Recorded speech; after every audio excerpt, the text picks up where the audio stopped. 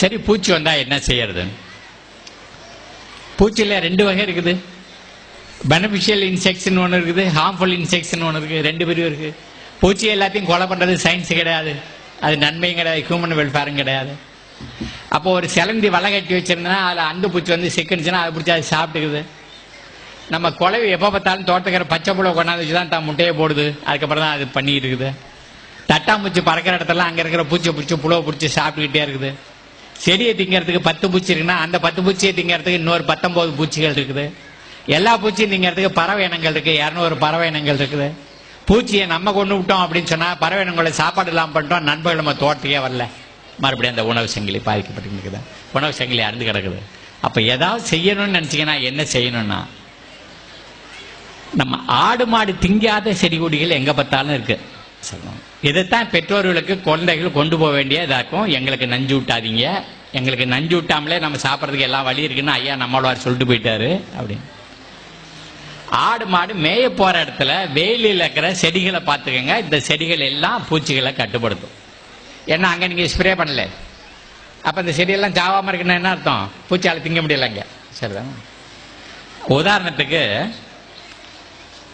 ஆடாதோட, ஆடு திண்டாப்பால, ஊமத்தை, எருக்கு, தும்ப, துளசி, துத்தி, பெரண்டை, சோத்துக்கத்தால, பீனாரி, பப்பாளி, சீத்தா, நொச்சி, வேம்பு, நெய்வேலி காட்டாமனுக்கு, வேலிப்பருத்தி, வரிக்குமுட்டி, உண்ணுமுள்ளு செடி, நீலகிரி தைலமரம், அரளி, 20 செடி சொல்லியிருக்கு.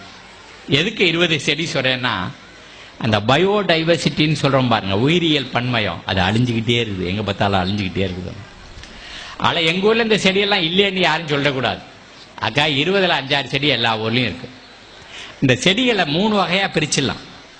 ஒன்று ஆடாதோட வேம்பு மாதிரி தின்னா கசக்கிற செடி, 2 எருக்கு மாதிரி பப்பாளி மாதிரி ஒடிச்சா பால் வர்ற செடி, 3வது துளசி நொச்சி மாதிரி தொட்டா வாசனை அடிக்கிற செடி. ஒன்னொன்னுலயே 2 கிலோ கொண்டு வந்து துண்டுதுரா வெட்டுறது, உரலை போட்டு இடிக்கிறது, பானைக்குள்ள போடுறது, மாட்டு புத்தரத்தை ஊற்றி நிறுத்துறது. 7வது 8வது நாள் பூச்சி விரட்டி ரெடி. பூச்சியை கொல்லவே இல்லை, நம்ம பூச்சியை விரட்டிடுறோம். அந்த வாடைக்கு தாய்ப்பூச்சி நம்ம செடியில் வந்து முட்டை போடுறது கிடையாது, புழு திங்கிறது கிடையாது.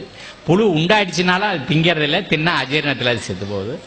ஆகையினால நம்ம பூச்சியை கண்ட்ரோல் பண்றோம். இயற்கையில் எல்லா ஆற்றலும் இருக்கு. தமிழ் சமுதாயம் உலகத்தில் மூத்த சமுதாயம்.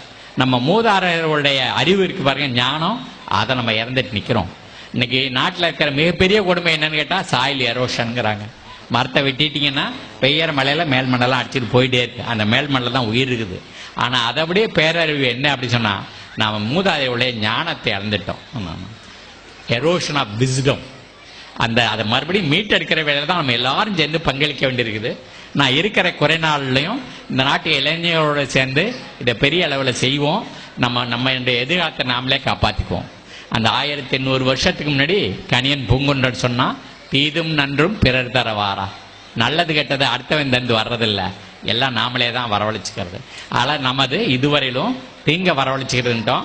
கொஞ்சம் நம்ம வேலைகளை நிறுத்தி வச்சுட்டு கொஞ்சம் ஆழமாக யோசிச்சோம்னா, கல்வி நிலையங்களில் கொஞ்சம் ஆழமாக யோசித்தோம் அப்படின்னு சொன்னாக்க, மறுபடியும் நல்லதை நம்ம எல்லாரும் மறுபடியும் கொண்டு வந்துக்கிறதுக்கு எதிர்காலம்னு ஒன்று இருக்குது அப்படின்னு கூறி, இந்த நேரத்தில் இவ்வளவு நேரம் உங்களோட இதெல்லாம் பரிமாறிக்கிறதுக்கு வாய்ப்பை கொடுத்ததற்காக இந்த கொங்கு நாடு கல்வி நிறுவனங்களுடைய நிர்வாகிகளுக்கும் ஆசிரியர்களுக்கும் காது கொடுத்த உங்களுக்கும் என்னுடைய நன்றியை தெரிவிச்சுக்கிறேன்.